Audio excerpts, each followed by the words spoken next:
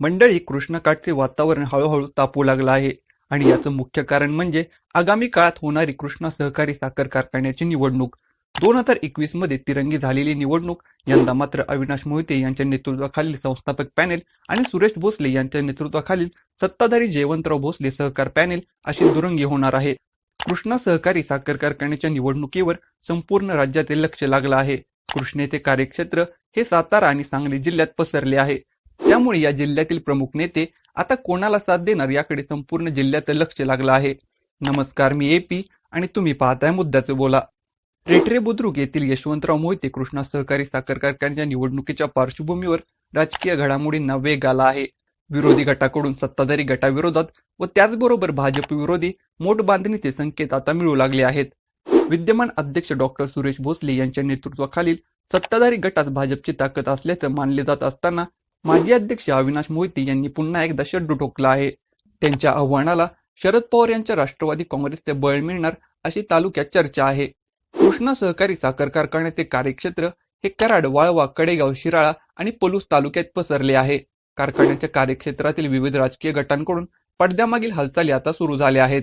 विशेषतः शरद पवार यांच्या राष्ट्रवादी काँग्रेसच्या स्थानिक नेत्यांच्या भूमिकेकडे आता संपूर्ण तालुक्याचं लक्ष लागलं आहे.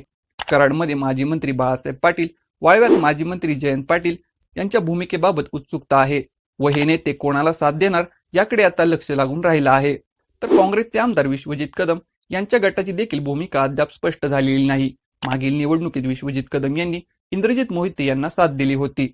दरम्यान सत्ताधारी जयवंतराव भोसले सहकारी पॅनेलच्या माध्यमातून डॉक्टर सुरेश भोसले व आमदार अतुल भोसले यांनी कारखान्याची सत्ता अबाधित ठेवण्यासाठी जोरदार तयारी सुरू केली आहे. दुसरीकडे महाविकास आघाडीच्या अप्रत्यक्ष पाठिंब्यामुळे मोहिते गटाचे आव्हान अधिक धारदार होताना दिसत आहे. कृष्णा कारखान्याची निवडणूक ही केवळ सहकारापुरती मर्यादित नसून या निवडणुकीला राजकीय छटा आहे. कृष्णेची निवडणूक ही आगामी काळात होणारे 2029च्या कराड दक्षिण विधानसभा निवडणुकीची रंगीत तालीम असल्याचं मानलं जात आहे.